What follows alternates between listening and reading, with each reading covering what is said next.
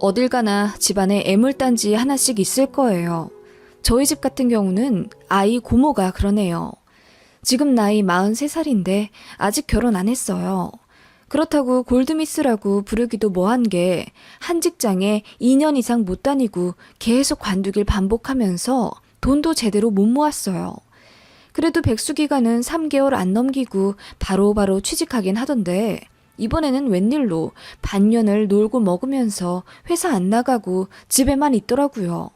알고 보니 애 고모가 사내 연애를 하고 있었는데 회사에서 사귀던 남자와 헤어지고 홧김에 관둔 모양이더라고요. 이별 극복한다는 이유로 돈 펑펑 써가며 해외여행 다니고 기분 안 좋다면서 비싼 명품백 하나씩 지르고 그러던데 그게 화근이었는지 돈 앞에 장사 없다더니 결국 신우도 돈 때문에 반 미쳐서 이 사단을 냈네요. 신우 얘기부터 쭉 해볼게요.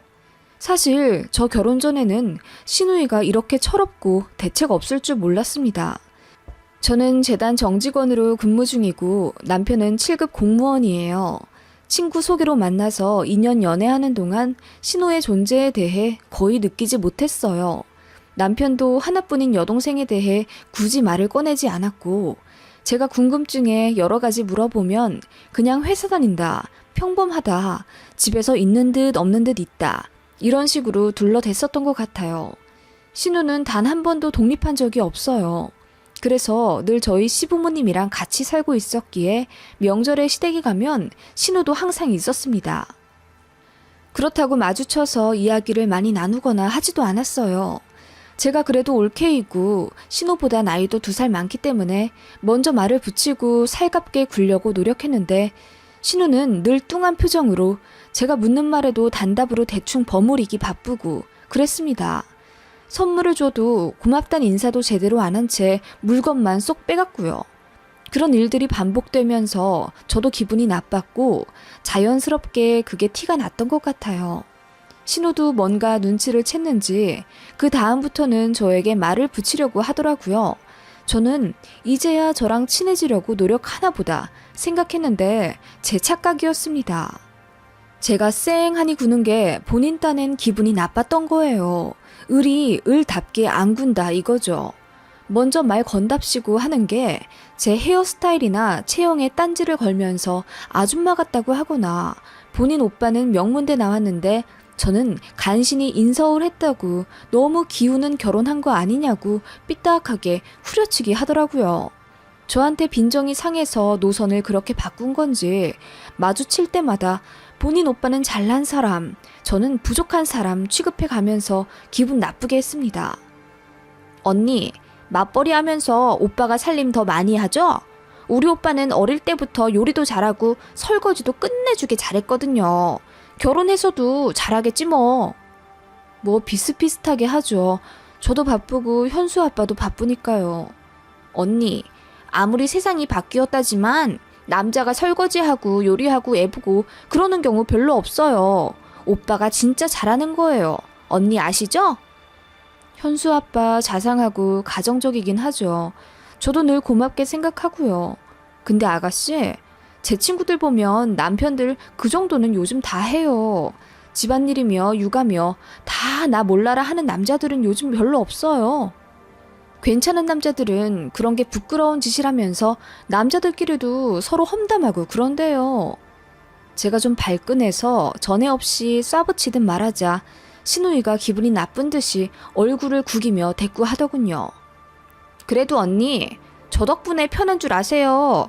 제가 어릴 때부터 오빠 많이 가르쳐놨거든요.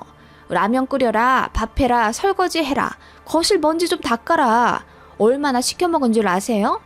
그 덕분에 오빠가 잘하는 거예요, 집안일. 다 제 가르침 덕분이라고요. 신우가 그렇게 웃으면서 말하자 옆에서 듣던 시부모님이랑 남편이 민망해하면서 그게 어떻게 네 덕분이냐 뭐라고 하시더군요.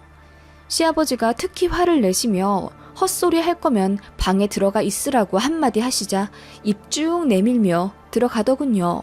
시어머님은 저더러 그냥 이해하라고 저게 시집을 못 가서 심술 부리는 거라며 저를 다독여 주셨어요. 그냥 민망하더라고요. 시댁에서 기분 나쁜 티도 안 내고 그냥 아무 말 안 했습니다. 그런 일이 몇 번 있으니 저도 감정이 상했고 마주치면 신우와 서로 말을 거의 안 하기 시작했어요.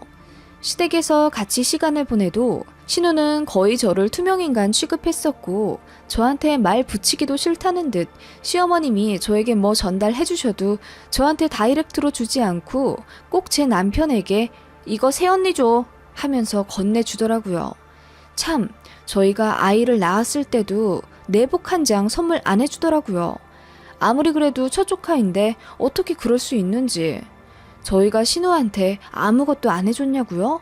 앞서 말했다시피 결혼 전부터 저는 신우랑 친해지고 싶어서 명품 립스틱이나 스카프 같은 선물도 자주 줬었고 저희 결혼할 때는 정장 사라고 50만 원도 해줬어요. 그런데 받을 것만 홀랑 받고 막상 저희 결혼식 땐 여윳돈이 다 적금 들어가 있다면서 축의금 한 푼 주지 않았어요. 적금 만기되면 그때 늦은 축의금 줄 거라고 하더니 2년, 3년이 지나도 심지어 저희 아이가 태어난 이후에도 10,000원 한 장 안 해주더라고요. 그때 처음으로 시누이 때문에 남편에게 화냈네요. 그 전에는 딱히 문제 제기를 하지 않았거든요. 저희에 비해 벌이가 적기도 하고 저희가 손 위라 그냥 좋게 좋게 넘어갔었는데 이건 아니다 싶더라고요. 아가씨는 어쩜 그래? 받은 건 많으면서 어떻게 이런 한 장 안 써 우리한테? 심지어 우리 현수까지 태어났는데 내복 한 장 선물 안 해준다는 게 말이 되냐고. 내 동생은 백수인데도 용돈 탈탈 털어서 상품권 보내줬는데 아가씨는 정말 너무하다. 제가 확 쏘아붙이면 그래도 남편이 자기 가족 건드렸다는 이유로 저에게 화를 낼 줄 알았는데 면목 없다는 표정으로 고개를 숙이며 그저 미안하다고 하더라고요. 걔가 원래 좀 그래. 어릴 때부터 그랬어. 부모님한테도 받아 먹을 줄만 알고 고맙단 인사도 안 하고 답례도 안 하고 이기적이야. 그냥 신경 쓰지 마. 미안해. 이러더라고요. 애 키우느라 저도 정신없고 그래서 신우에 대한 불만으로 저희 부부 사이에 문제가 생기진 않았습니다. 남편이 신우가 이상하다는 걸 바로 인정해서 그랬던 것 같아요. 자기 동생이라고 자존심에 감쌌으면 아마도 저도 감정이 상해서 싸우게 됐을 것 같은데 아무튼 남편이 뭔 죄냐 싶어서 저도 신우 얘기는 더 꺼내지 않았고 시부모님도 좋으신 분들이라 그냥 신경 끄려 노력했습니다. 그렇게 몇 년 아이가 어느덧 초등학교에 갈 나이가 되었고 처음으로 학생 된다고 여기저기서 선물도 참 많이 받았습니다. 물론 저희 신우에게서는 아무것도 없었죠. 가끔 친정 가면 제가 신우 이야기를 하며 투덜댄 적이 있는데 그때마다 저희 친정엄마는 저에게 그래도 돈 안 가져가는 게 어디야. 불안불안하긴 하다만 뭐 사업한다 뭐 한다 하면서 돈 빌려달라고 하는 혈육들이 얼마나 많은 줄 아니? 네 신우가 좀 염치가 없긴 하지만 그래도 먼저 돈 달라고는 안 하잖아. 그걸로 다행인 줄 알아. 너도 뭐 더 해줄 필요도 없고. 응, 나 이제 안 해주잖아 아가씨한테. 고맙단 인사도 안 하는데 내가 뭐 하러 해줘. 그래, 그냥 그렇게 살아. 너무 신경 쓸 필요도 없고. 그렇게 말씀하시곤 했죠. 아무튼 그런 와중이었는데 평생 연락 안 오던 신우에게 먼저 전화가 왔습니다. 처음엔 잘못 걸었나 싶어서 받을까 말까 고민도 했네요. 여보세요? 네 언니, 저예요. 잘 지내셨어요? 아, 네. 아가씨도 잘 지냈죠? 회사는 관뒀다고 얘기 들었어요. 좋은 데 들어갈 수 있을 거예요. 아, 네. 잘 안 맞더라고요. 그것도 그렇고 저 이번에 독립하려고요. 독립이요? 이제 따로 사신다고요? 네. 나이도 40이 넘었는데 진작 나갔어야 했나 봐요. 저번에 사귀던 사람이랑 결혼하게 되면 자연스럽게 떨어져 살 줄 알았는데 저희 부모님도 저랑 사는 게 한계이신가 봐요. 네, 뭐 서로 불편할 수도 있겠네요. 아무튼 잘 생각하셨어요. 그래서 말인데요. 저 처음으로 부탁 하나만 드려도 될까요? 부탁이요? 네, 말씀하세요. 신우이의 입에서 나온 부탁이라는 단어에 잠시 멈칫하긴 했지만 처음으로 전화 걸어온 곳 자체에 저는 놀랐었죠. 무슨 부탁이냐고 물어보니 신우가 이러더군요. 사실 제가 모아둔 돈이 별로 없어요. 적금 부어놓은 건 이번에 깨보니 3천밖에 안 되더라고요. 이번에 서울 가서 자리 잡고 일해보려고 하는데 그래도 나이 40에 반지하에서 살 순 없잖아요. 인터넷으로 알아보니 최소 전세 1억은 줘야 투룸은 구하겠더라고요. 전세 1억이요? 아직 여유가 안 되시면 월세로 시작하셔도. 월세로 살면 돈 못 모으잖아요. 무리해서라도 전세로 시작해야죠 뭐. 아무튼 그래서 저희 부모님한테 말씀드리니 1원 한 장 못 주시겠다 하더라고요. 그동안 제가 생활비 한 푼 안 주고 얹혀 살았다나 뭐라나. 제가 그래서 오빠 결혼할 때 얼마나 줬냐고 했더니 1억 주셨다네요. 그래서 저도 1억 달라고 했죠. 그런데 절대 못 주시겠다네요. 아, 네. 그러셨어요? 저한테 울분을 털어놓듯 다다다 화를 쏟아내버리는 신호 때문에 잠시 머리가 멍했습니다. 언니, 저 억울해서 안 되겠어요. 저는 꼭 1억 받아야겠거든요? 네? 아, 뭐 저더러 시부모님께 대신 말씀을 해달라는 건가요? 그거 부탁하시려고... 아니요. 저는 누구한테든 꼭 받고 싶어요. 누구한테라면 그 누구 중에 저희도 포함인가요? 제가 벙쪄서 물으니 신우가 이어 대답하더군요. 네, 저는 그렇게 차별받고 싶지 않거든요. 억울해서라도 1억 해주세요. 네? 아니 아가씨, 1억이 무슨 땅 파면 나오는 돈도 아니고 저희가 무슨 수로 1억을 당장 해주나요? 그럼 전 어떻게 해요? 이 나이에 진짜 반지하라도 들어가길 바라는 거예요? 여자 혼자 사는데 걱정도 안 되세요? 언니는 가정 이루고 우리 오빠 같은 사람 만나서 행복하고 안정되게 산다지만 저는 아니잖아요. 그러면 걱정을 좀 해줘야죠. 걱정이야 당연히 되죠. 그런데 독립하는데 필요한 전세금 1억을 덥석 내놓으라니 제가 당황하지 않을 수 있나요, 아가씨? 언니, 정말 너무하시네요. 언니 같은 사람이 어떻게 이렇게 행복하게 잘 사는데요. 그거 다 저희 오빠랑 저희 집 덕분이잖아요. 어머 아가씨, 듣자 하니 말을 막 하시네요 진짜. 지금 뭐라 그랬어요? 그런 소리 할 거면 끊어요. 다신 전화 걸지 마세요. 본인 기분 상하니까 또 저를 후려치기 시작하는 신우의 말에 더 이상 대꾸할 가치를 못 느끼고 저는 전화를 끊어버렸습니다. 열받아서 씩씩대다가 시어머님께 전화를 걸어 이 사실을 알렸어요. 신우가 저희에게 1억을 내놓으라고 했다고 말씀드리자 시어머님은 그럴 줄 알았다 하시며 한탄하시더라고요. 글쎄, 니들 결혼 때 해준 1억 가지고 계속 물고 늘어지는 거야. 그거야 현수 아범이 결혼 전부터 알바했다고 돈 주고 취직했다고 용돈 주고 그러는 거 우리가 차곡차곡 모으고 조금 더 보태서 되돌려 준 건데 그건 모르고 그저 우리가 지 오빠한테만 돈 줬다고 쌩 난리다. 알죠 어머님. 어릴 땐 그래도 돈 가지고 싸울 일은 없었는데 지도 나이 먹으니 이제 돈이 중해지긴 했나봐. 되도 않는 돈을 달라고 하네 참. 안 그래도 독립한다니 우리 남편이랑 몇천 주려고는 했는데 지 오빠 1억 받았다는 소리에 눈이 돌아서 저러는 거야 정말. 어머님, 저도 화가 나서 어머님께 대뜸 전화부터 드리긴 했는데 어머님 속도 정말 말이 아니시겠어요. 에휴, 자식을 40 넘어서까지 뒤치다꺼리 해주는 부모가 세상에 어디 많다냐? 시집은 안 가도 제 앞가림은 잘해야지. 집에 생활비 한 푼 안 내놓고 월급은 죄다 지 주머니만 채우더니 그거 다 어디다 썼는지 몰라. 남자한테 썼는지 가방 사 모으는데 썼는지 우리 해외여행은커녕 제주도 한 번 안 보내주더니 지는 분기마다 비행기 타고 어디 날아가고 말이야. 에휴, 내가 화병이 걸려서 못 살겠어 아주. 시어머님은 그렇게 저를 잡고 넋두리를 하시다가 그만 우시더라고요. 어머님께 죄송한 마음이 들어서 달래드리고 전화를 끊었습니다. 착잡하더라고요. 남편도 사실을 알고 나서 신우에게 전화 걸어서 대판 싸웠다더군요. 신우는 곧 죽어도 1억 받아야겠다고 난리를 치고 열받은 남편이 그러면 1억 주는 대신 연 끊어도 되겠냐고 홧김에 말하니까 그러자고 했다더군요. 그야말로 파국이었습니다. 영 안 되겠는지 신우가 저에게 매달리기 시작했어요.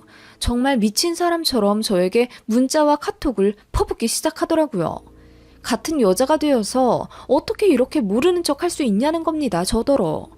제가 며칠 동안 씹으니까 새벽마다 전화를 하길래 차단했더니 이젠 다른 사람 폰을 빌려서 전화를 하더군요. 모르는 번호 안 받으려고 했는데 회사 일 때문에 어쩔 수 없이 받았고 역시나 신우였습니다. 언니, 어떻게 그래요? 언니만 행복하게 잘 살면 다예요? 대체 누가 행복하다 그래요? 지금 내가 행복해 보여요? 이런 전화 받고 있는 내가? 언니랑 오빠 돈 많이 모았잖아요. 우리 집에서 1억도 받고 둘이 월급 잘 모아서 아파트 대출도 다 갚았다면서요. 우리 오빠같이 착실하고 자상한 사람 만나서 언니도 호강하는 주제에 신호 하나 보살펴주는 게 그게 그렇게 어려워요? 아가씨, 우리도 애 키우느라 빠듯해요. 나 마트 가서 내가 먹고 싶어하는 광어회도 하나 못 사 먹어요. 그런 제가 아가씨한테 전셋값 하라고 1억을 내놓으라고요? 어느 정신 나간 여자가 그렇게 하겠어요? 네? 아가씨 같으면 그렇게 해요? 저도 화가 나서 같이 언성을 높여 싸웠어요. 그런데 신우가 그러더군요. 언니, 나 같으면 그렇게 해요. 내가 말했잖아요. 우리 오빠 다른 남자들 같지 않은 거 다 내 덕분이라고. 내가 오빠 어릴 때부터 얼마나 집안일을 시켰는데, 그리고 여자 존중하라고 얼마나 잘 가르쳐놨는데요. 내가 사람 만들어 놓은 거 언니가 데려가서 지금 편하게 잘 살고 있잖아요. 나 같으면 고마워서라도 이렇게 해주겠어요. 어차피 그 돈 오빠네 것도 아니잖아요. 우리 엄마 아빠가 준 거잖아요. 어이가 없네. 그럼 아가씨가 현수 아빠 잘 가르쳐놨으니까 감사한 마음으로 돈 내놓으라 이거예요? 그렇게 생각하면 좋죠. 1억이 좀 많으면 내가 깎아줄게요. 7천만 원만 주세요. 뉘집 개 이름처럼 쉽게 나오는 7천에 헛웃음이 났습니다. 제가 열받아서 바로 소리쳤죠. 네 오빠 설거지하고 물기 안 닦아서 내가 매번 뒷정리한다. 양말은 허구한 날 뒤집어서 빨래통에 넣어놔. 애를 잘 본다고? 네 오빠가 현수 2살 때 닭다리 뜯으라고 줘서 애가 닭뼈 삼켜서 큰일 났던 거 몰라? 현수 아빠가 빨래 속에 청바지 넣고 돌려서 거의 30만 원어치 옷 버린 건 모르지? 무슨 소리예요 갑자기? 잘 가르쳐놨다면서. 네 오빠 잘 가르쳐서 장가 보낼 거면 제대로 교육시켜서 보낼 것이지. 이런 허당 만들어놓고 뭔 1억을 달래? 어머, 언니. 사람 덜 만들어놨으니 내가 받아야겠는데? 네 오빠 때문에 내가 얼마나 고생하는지 몰랐지? 이 멍청아. 그동안 신우라고 해서 지 오빠 험담 안 하고 참은 건 모르고 이게? 네가 돈 내놔. 네가 돈 내놔. 제가 이성을 잃고 고래고래 소리를 질렀더니 신우가 어버버 하면서 말 한마디 제대로 못하더군요. 제가 한마디 더 했습니다. 너 또 네 오빠 잘 가르쳐서 보냈네 뭐네 하면서 돈 얘기 꺼내면 진짜 너한테 제대로 손해배상 청구한다. 내가 네 오빠 뒤치다꺼리한 거 전부 리스트 만들어서 보낼 테니까 한 건당 100만 원이야. 알았어? 그랬더니 신우가 뭐라 구시렁거리면서 전화 끊더군요. 그 이후로는 전화 안 왔습니다. 시댁에다가도 돈 달란 소리 안 하고 그냥 조용히 나간 것 같더라고요. 도라이한텐 도라이 짓이 제격이었나 봐요. 저도 평소엔 얌전한데 그날따라 너무 열받아서 같이 미친년처럼 싸웠네요. 근데 어느 정도 진심도 있어요. 남편이 자상하고 집안일 잘 도와주는 건 맞지만 늘 손이 한 번 더 가게 만드는 스타일이거든요. 뭐 그래도 사람이 착하고 성실하니까 그것 가지고 저도 꼬투리 잡아 싸운 적은 없지만요. 아무튼 그렇게 미친 신우를 퇴치했네요. 저를 만만히 봤었나 봐요. 한 번 더 건드리면 정말 물어버릴 기세로 난리쳤더니 다신 연락 안 오네요. 명절에도 아마 안 오겠죠. 본인 부모님이랑 그렇게 돈 얘기하면서 고래고래 싸웠다던데 거의 연 끊기지 않았을까요? 저희 신우 진짜 황당하죠? 신우짓 좀 한다는 주변 사람들 얘기 들어봐도 이런 인간은 없는 것 같네요.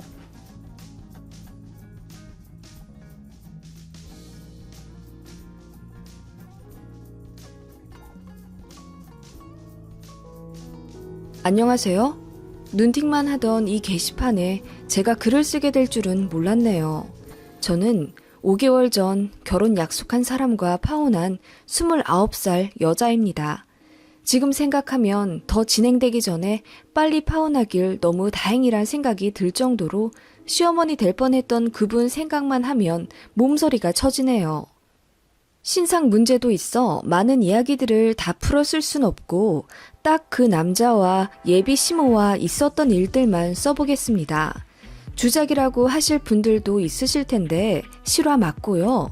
이 글을 쓰는 이유는 세상에 이런 몰상식한 사람들도 있다는 걸 많은 사람들에게 알려주고 싶었어요. 전 남친은 저보다 4살 많았어요.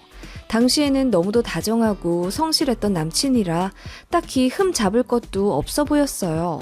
아무리 제가 결혼 생각이 별로 없었다고는 해도 20살 철없는 연애할 나이는 아니었기에 상대 부모님 노후 준비나 재정적인 문제도 잘 살펴보긴 했었죠. 그런 점에서 역시 별 문제 없는 남자였습니다. 남친 집에 인사 갔을 때도 저는 시어머니 될 분께 좋은 인상을 받았었거든요. 참고로 남친은 중학생 때 아버지가 돌아가셨습니다. 남친에게는 홀어머니에 남동생 하나 있었어요. 남친은 아직 독립하지 않은 상태였고 저는 전근으로 인해 남친이 살던 지방으로 혼자 이사온 상태였죠. 그러다가 만나서 연애한 거고요. 예비 시모가 저희 결혼 생각 있다고 말씀드리니까 그러시더라고요. 나는 아들네한테 별 간섭하면서 살고 싶지 않다. 자기들끼리 잘 살면 그만이지. 요즘이 예전처럼 시집살이 시키는 시대도 아니고 말이야. 그렇게 쿨한 면모를 보여주셨어요. 그리고 신혼집에 대해 이야기하다가 당시 예비 시모가 그러셨거든요. 시골에 땅이 있긴 한데 개발 예정이라 땅값이 오르고 있다고. 그걸 당장 팔면 신혼집은 해줄 수 있으나 손해이니 나중에 팔아서 저희 준다고 하시더라고요. 제가 그 말을 철석같이 믿은 건 절대 아니었고 그냥 말씀만이라도 너무 감사했어요. 그런데 이어 말씀하시는 어머님 말씀에 좀 놀랐습니다. 어머님이 갭 투자 목적으로 매매해서 갖고 있는 17평짜리 빌라 하나가 있는데 신혼집을 거기로 들어오면 안 되겠냐고 하시더군요. 요즘 집값도 비싼데 굳이 나가 살지 말고 내가 세주는 빌라에서 마침 내년에 사람 나간다니까 그때 들어오면 딱이겠네. 거기서 살면서 청약 부지런히 넣고 있어봐. 괜찮은데 당첨되면 내가 그때는 땅을 팔아서라도 돈을 좀 해줄 테니까. 응?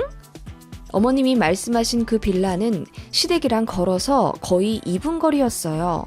어머님 댁은 아파트였고 그 길 건너 빌라 골목에 있는 집이었어요. 왕복 4차선 도로에 횡단보도 하나만 건너가면 되는.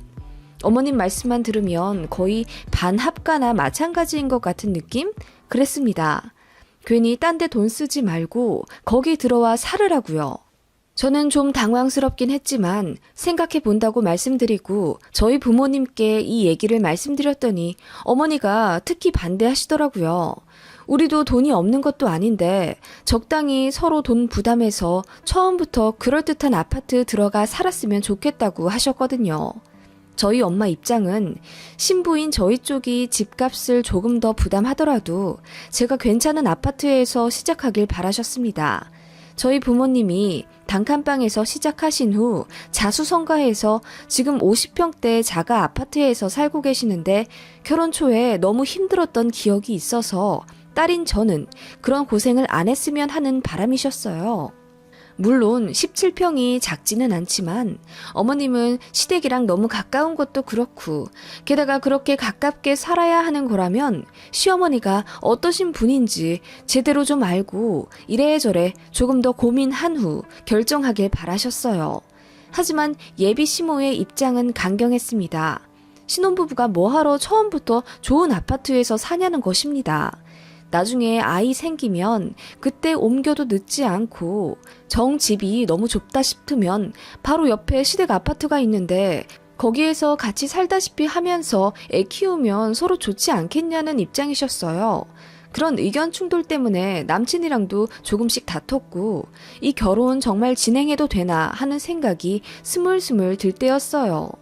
예비 시모가 할 말이 있으니 저만 따로 봤으면 좋겠다며 제 직장까지 찾아오셨습니다. 부랴부랴 일 정리하고 급하게 내려갔더니 어머님이 제 차에서 얘기하자고 하시더군요. 제가 카페로 모시겠다고 하니 버럭 화를 내시면서 곧 결혼할 애가 이렇게 돈을 물 쓰듯 펑펑 써야 되겠니? 급한 일이다. 잠깐 얘기만 하면 되니까 어서 차에 타! 이러시길래 기분이 굉장히 상한 채로 차에 탔습니다. 예비 시모가 서둘러 말씀하시더군요. 앞서 말했던 어머님이 세 주고 있다는 17평짜리 빌라에서 세입자가 조금 급하게 나가게 되었다네요. 당장 2달 뒤에 나가게 되었다면서 저희 보고 그 집에 빨리 들어오라고 결혼을 재촉하시더라고요. 그 집 비워놔서 뭐해? 어차피 결혼할 거 빨리 혼인신고하고 들어와라. 응? 괜히 또 다른 세입자 들였다가 타이밍 안 맞아서 붕 뜨면 어떡하니? 어머님, 아무리 그래도 갑자기 그렇게 결혼을 하라고 하시는 건 요즘은 혼인신고 먼저 하는 것쯤은 일도 아니야. 그리고 이렇게 서로 집까지 다 왕래했는데 결혼한 거나 마찬가지지 뭐. 이렇게 된 거 빨리 상견례 잡고 날짜도 잡고 어서 결혼식 올리자. 어머님, 집 때문에 그러시는 거면 그냥 다른 세입자 받으세요. 사실 저희 결혼에 대해 더 이야기도 해야 하고요. 만약 결혼을 진행하게 된다면 저희 보금자리는 알아서 구해볼게요. 둘 다 직장도 탄탄한데 대출이라는 방법도 있고요. 무슨 놈의 대출이야? 대출은 빚이나 갚아가면서 결혼 생활 하라고? 그건 말도 안 된다. 예비 시모가 갑자기 버럭 화를 내며 무슨 일이 있어도 저희가 그 집에 들어와야 한다고 하시더군요. 이유는 아들 결혼하는데 지원해줄 돈이 없기 때문이시랍니다. 그게 무슨 말이냐고. 지원 안 해주시면 안 해주시는 거지. 꼭 어머님 집에 들어가야 할 이유는 또 뭐냐고 제가 되물었어요. 거의 처음으로 말대꾸 비슷하게 한 것 같습니다. 그 전에는 어머님 기에 눌려서 거의 내내거렸거든요. 지금 생각하면 너무 바보 같긴 하지만 그땐 그랬습니다. 그랬더니 예비 시모가 하시는 말이 집 하나는 해줘야 너도 나를 시애미 취급할 거 아니냐. 요즘 애들 영악해서 시부모가 뭐 안 해주면 대번에 무시한다고 하더라. 어머님, 무슨 그런 말씀을... 그리고 니들 생각해서 하는 말이야. 괜히 돈 쓰지 말고 엄마가 그 집 쓰라고 할 때 써. 거기서 돈 많이 모아서 집 사서 나가면 되잖냐. 응? 시댁도 근처고 얼마나 좋아. 어머님, 근데 저 오빠랑 조금 더 결혼에 대해 얘기를 하고... 아니, 대체 무슨 얘기를 또 한다는 거야. 그만 질질 끌고 다다음 달에 들어와. 응? 뭐 가전 가구 살 것 있냐? 우리 아들 방에 있던 침대랑 내가 장롱 하나 어디서 얻어다 줄 테니까 그거 쓰고, 응? 어머님, 어떻게 신혼살림을 그렇게 해요? 저는 새살림으로 하고 싶지 중고 싫어요. 그리고 오빠 침대 그거 슈퍼싱글이잖아요. 어머님, 그러지 마시고 저희가 그냥 알아서 얘기 끝낼게요. 어떻게 그러니? 이게 다 돈 버는 방법이야. 네가 어려서 몰라서 그래. 아무튼 얘기를 좀 들어봐. TV도 우리 부동산 사장님이 창고에 버려둔 거 한 42인치 그 정도만한 거 하나 받은 거 있거든? 그거 구해다 줄 테니까 TV도 살 필요 없고 냉장고도 그냥 사지 마라. 코앞이 시댁이고 여기 김치 냉장고도 있는데 뭐하러 사니? 네? 신혼집에 냉장고를 들이지 말라고요? 그래, 너희 뭐 결혼해서 음식이나 많이 해먹겠니? 그냥 장 본 건 우리 냉장고에 갖다 놓고 그때그때 필요한 건 가져다 먹어. 왔다 갔다 하면 운동도 되고 좋지. 그리고 그렇게 해야 서로 살 붙이며 정도 들지. 나한테 요리도 배우고. 네? 어머님 어떻게 그래요? 농담이시죠? 작은 원룸에 살아도 냉장고는 필수인데요. 그거는 그거고 너희는 1분 거리에 시댁이 있잖냐. 그리고 뭐 밥 먹을 일 있으면 우리 집 와서 먹으면 되고 뭐 하루 냉장고 사서 돈 버려. 다달이 나가는 전기세도 무시 못한다? 어머님, 정말 무슨 말씀하시는지 모르겠어요. 어머님 그러지 마시고. 예, 17평인데 뭐 가전 가구 드릴 게 있겠니? 굳이 필요한 게 있으면 너네 회사 법인카드 있지? 그걸로 조금씩 사봐. 예, 요즘 똑똑한 애들은 다 법인카드 잘 굴려 쓴다더라. 너도 그런 현명함이 있어야지, 응? 어머님, 신혼살림을 제 회사 법인카드로 사라고요? 아니, 냉장고를 사지 말라는 말씀도 너무 놀라운데 어떻게 그렇게 말씀하세요? 어머님 듣고 있자니 너무하시네요. 너무 당황스러워요. 제가 얼굴이 빨개져서 예비 시모에게 뭐라고 말하자 더더욱 화를 내며 제가 말을 못 알아듣는 맹추라고 하시더군요. 솔직히 너무 어려운 분이었고 저도 뭐가 뭔지 몰라서 그전에는 그저 내내거렸는데 뭐 법인카드로 신혼 살림을 사라고 하질 않나, 냉장고를 사지 말라고 하질 않나, 도를 넘는 황당한 참견에 어이가 없었습니다. 그리고 본격적으로 결혼 이야기가 나오니 이렇게 돌변하신 예비 시모에게 너무 놀랐고 무서웠어요. 그렇게 도망치듯 차에서 나와서 회사로 올라왔고 바로 남친에게 전화 걸어서 이 사실을 알렸어요. 저는 남친이 길길이 날뛰면서 우리 엄마가 왜 그러지? 미안해. 이렇게 나올 줄 알았어요. 그런데 모든 사실을 차분히 듣던 남친이 뜻밖의 이러는 거예요. 그런데 돈 아껴서 남 주는 것도 아니고 우리 엄마가 다 우리 잘 되라고 그렇게 해주시는 건데 그게 그렇게 고가워? 막말로 너희 집에서 집값 대주실 것도 아니잖아. 뭐? 아니, 다 대주시는 건 당연히 아니지. 그래도 어느 정도는 보태주신다고 했어. 그 부분은 나도 감사하게 생각하고 있고. 그리고 어떻게 우리가 살 곳을 전부 부모님한테 기대? 어느 정도는 대출 받을 생각도 해야지. 나는 대출 싫어.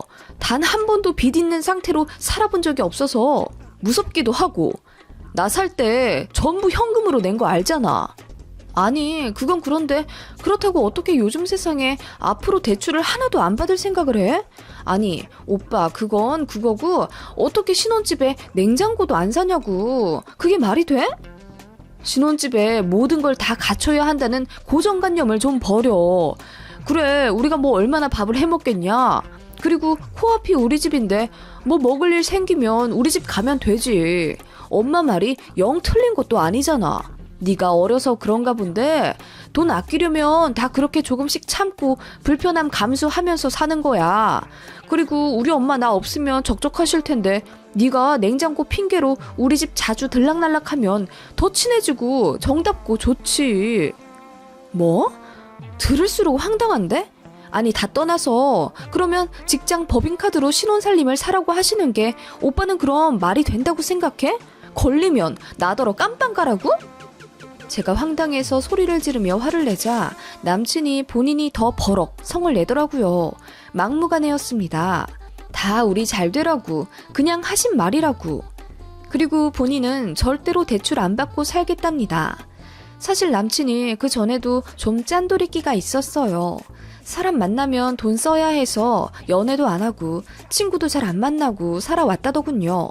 회사에서도 악착같이 돈 아끼면서 사비 내야 하는 회식엔 참여도 안 해서 직장 동료들이랑 살갑게 지내지도 않는다면서. 그때는 왜 그랬는지 그런 게 좋아 보였어요. 술값으로 돈 날리지도 않았고 그런 모습이 건전해 보였거든요. 그러다가 저를 만났고 저한테는 그렇게 돈 아끼지 않았어요. 이 정도로 비상식적인 사람이라면 결혼 생각도 안 했겠죠. 물론 할인 받는 것에 엄청 예민해야 한 점은 있었으나 서로 거의 반반씩 부담해서 데이트했기 때문에 그냥 그런 점이 알뜰해 보이고 좋았습니다. 저도 낭비하며 살지 않았고 사회 초년생 때부터 좀 무리해서 적금 든 덕분에 또래보다 2~3배 정도 많이 돈 모아놨습니다. 저희 부모님도 저 결혼하면 자금 대주시려고 저 어릴 때부터 모아두신 목돈도 있었고요. 그렇기 때문에 남친의 돈을 보고 만난 건 아니지만 그런 성실함과 경제관념이 마음에 들고 자상한 면이 있어서 결혼을 생각했거든요. 아무튼 그렇게 말꼬리가 길어져 심각하게 다투게 되었고 결혼 얘기 본격적으로 나오기 전의 태도와 너무나도 다른 모습에 실망도 커서 정이 떨어지더라고요. 그리고 그런 시어머니와 평생을 가깝게 지내야 하는데 도저히 그렇게는 못하겠더라고요. 그런 단점을 상쇄할 만큼 남친의 성격이 괜찮지도 않다는 걸 깨달았고요. 그래서 남친에게 전화로 파혼을 선언했어요. 오빠랑 결혼은 안 되겠어. 그만하고 싶어. 뭐? 너 설마 집 때문에 이러는 거야? 너도 다른 골빈 여자들처럼 대출 잔뜩 받아서 신축 아파트 들어가고 싶단 얘기야? 이래서 오빠랑은 절대 못 살겠다는 거야. 설마 내가 풀대출 끌어 모아서 무리한 집에 살자고 하겠어? 오빠나 내가 모아둔 돈도 있고 심지어 우리 부모님도 어느 정도 도와주실 수도 있다는데 굳이 우겨가며 어머님 주택으로 들어가자고 하는 건 오빠야. 게다가 냉장고도 없는 집에서 내가 왜 살아? 내가 오빠를 사랑한 건 맞지만 결혼은 현실 그 자체인데 결혼 전보다 나아지진 못할 망정 더 불행하게 살 거라면 그 결혼 난 절대 안 할 거야. 너 정말 뇌가 있는 애니 없는 애니? 나랑 결혼하면 불행해진다고? 너 지금 엄청 잘못된 생각하는 거야. 우리 집 시집 오면 아끼고 아껴서 10년, 20년 후에는 남들보다 훨씬 부자가 될 텐데 신혼 때 잠깐 힘든 거 그걸 못 참고 남들처럼 돈 펑펑 쓰고 싶어 한다니 네가 참 한심하다. 남친은 그렇게 혀를 끌끌 차더니 알겠다고 하더군요. 어이가 없었습니다. 그렇게 저희는 한순간에 파혼하고 헤어졌죠. 그렇게 끝난 줄 알았습니다. 며칠 뒤 새벽 4시 반에 전화가 오더군요. 저는 회사 출근 알람인 줄 알았습니다만 눈 비비고 본 핸드폰 액정화면에 뜬 어머님이라는 세 글자에 소스라치게 놀랐습니다. 받을까 말까 고민하다가 순간 화가 치밀어 오르더라고요. 지금이 몇 시인데 전화를 다 하나 싶어서요. 받아서 무슨 소리 하시는지 드러나 보자 싶더군요. 통화 버튼 누르자마자 벼락같이 호통치는 소리에 잠시 귀청이 떨어져 나갈 뻔했습니다. 네가 뭔데 파혼을 하자 말자 하냐? 어? 지금 몇 시인 줄 아세요? 새벽 4시 반입니다. 너 진짜 후회할 거다. 응? 그리고 너 때문에 그 집 다른 세입자들이 타이밍 놓치고 아까운 새만 날리게 됐어. 네가 책임져라. 네? 제가 책임지라고요? 그게 무슨 말씀이세요? 네가 이렇게 파혼할 줄 알았으면 그 집에 바로 다른 사람 세줄 걸 그랬잖니. 네가 책임지고 다른 세입자를 구해놓거나 아님 나한테 이렇게 손에 끼친 거 전부 위자료로 내놔라. 네? 위자료요? 저희 결혼도 안 했는데요? 결혼 얘기가 나왔으니 이렇게 된 이상 혼인 빙자 사기지. 고소하려면 고소할 수도 있어. 어디서 되먹지 못한 게 들어와서는. 네, 고소하세요. 마음대로 하세요. 제가 이런 한 장 뱉어야 하는 상황이면 두말 않고 드릴게요. 대신 저도 무고죄로 고소할 겁니다. 파혼했다고 위자료요? 제가 어이가 없네요. 헛소리 하실 거면 전화 끊으세요. 저 출근해야 하거든요? 저는 그렇게 내뱉고 전화를 끊었어요. 분이 안 삭혀서 바로 잠이 오지도 않더군요. 그대로 전남친에게 전화를 걸었더니 차단했는지 안 받더라고요. 진짜 황당했습니다. 그러더니 그날 저녁 또 전 예비시모에게 전화가 오더군요. 위자료로 얼마나 생각해 두었냐더군요. 자기는 2천만 원은 받아야겠대요. 저한테 정신적 스트레스를 너무 많이 받아서 지금 거동도 힘들고 부동산 관련해서 손해를 많이 봤다면서 2천 이하로는 합의를 안 해주겠다네요. 제가 지금 뭔 소리를 들은 건지 듣자마자 정신이 멍하더라고요. 일단 전부 녹취했습니다. 전 예비시모가 그러더군요. 2천만 원 안 주면 네 직장에 찾아가서 사람들 앞에서 대자보 들고 시위할 거야. 결혼 빙자 사기 쳤다고. 너 그러면 혼사길 제대로 막히는 거야. 알간? 어떻게 할 거냐? 2천만 원 줄 거냐? 아니면 제대로 개고생 해볼 테냐? 어? 제가 대체 왜 2천만 원을 줘야 하는지 이해가 안 가는데요? 그리고 지금 협박하시는 거예요? 말이 안 통하는 집안 같아서 제가 그냥 조용히 발만 빼려고 했는데 이렇게 나오시면 저도 곤란하죠. 협박죄로 제가 고소하겠습니다. 뭐? 네가 고소한다고? 협박죄? 이게 어떻게 협박죄냐? 응? 제 직장 찾아와서 명예훼손하겠다는 선언하셨잖아요. 2천만 원 요구도 애초부터 말이 안 되고요. 그만 전화하시고 이제부터 제가 선임한 변호사랑 통화하시면 될 것 같아요. 저 지금 변호사 상담 받으러 갈 거거든요. 예. 얘기 좀 더 들어봐. 무슨 고소니? 결혼까지 약속했던 사람 애미한테 네가 이렇게 할 수 있어? 결혼까지 약속했던 아들 여자친구한테 돈 뜯어내려고 하신 건 그쪽이죠. 뭐? 그쪽? 아무리 헤어져도 그쪽이 뭐니 그쪽이? 전 예비시모가 갑자기 호칭 가지고 또 말꼬리를 잡으며 전화를 못 끊게 하더라고요. 아무리 지금처럼 진흙탕 싸움이 되어도 곧 죽어도 어머님이라고 불러야 한답니다. 지금 생각해도 아주 어이가 없어요. 그러면서 제가 어머님이라고 안 불렀다고 갑자기 엉엉 울면서 젊은 것한테 이렇게 무시받으니 그냥 살기가 싫어졌다면서 정신적 손해배상 어쩌고 또 헛소리 하길래 제가 소리를 빽 지르며 고소 진행하겠다고 했습니다. 그랬더니 말을 또 바꾸면서 당분간 전화 안 할 테니 조금 더 생각해보라며 저를 달래듯 끊더라고요.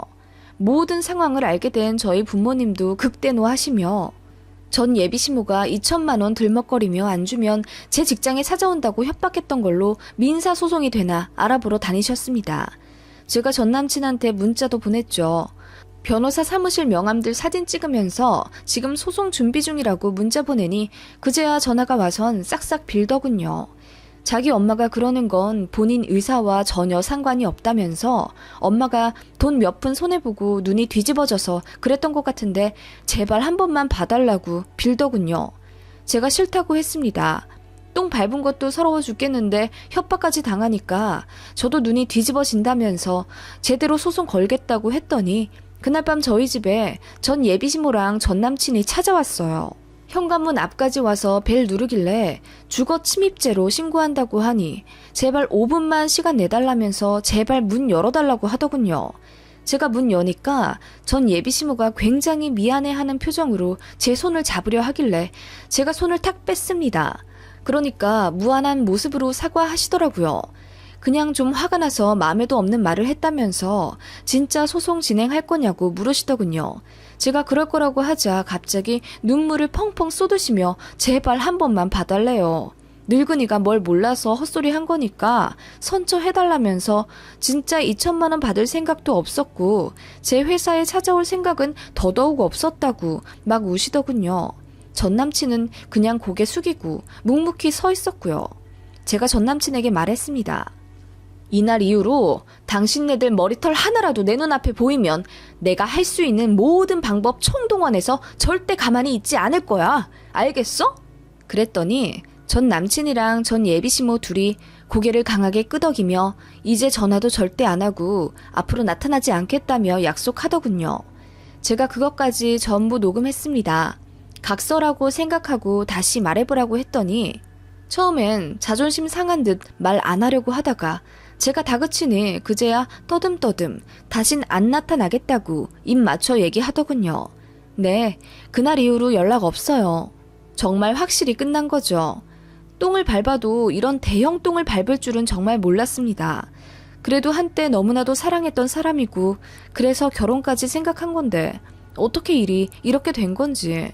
10길 물속은 알아도 한 길 사람 속은 모른다더니 전 남친이 그런 사람인 줄도 몰랐고 전 예비시모도 그런 식으로 상식 없는 사람인 줄은 꿈에도 몰랐어요. 나중에 알고 보니 시골에 있다는 땅도 사실 예비시어머니 명의도 아니었더라고요. 예비시모의 외삼촌 명의 땅이었는데 혼자 김칫국 마시고 자기 땅이라고 우겼던 거라고요. 황당하죠? 어쨌든 지금은 다 끝난 일이고요. 저는 전근 신청해서 다른 지역으로 발령받기를 기다리고 있습니다. 이 지역에 더 있으면 안 좋은 기억만 떠오를 것 같아서요. 다행히 좋은 결과가 있을 것 같고 머지않아 새 출발할 수 있을 것 같네요. 그리고 전 남친 회사에 이 일이 소문이 나서 또라이 집안 낙인 찍힌 것 같다네요. 장가는커녕 선자리도 막힐 것 같다고. 전 남친은 저와는 다르게 인사이동이나 타지 발령 요청이 어려워서 근 10년은 망신당한 채로 출근해야 할 거예요. 정말 꼬시네요.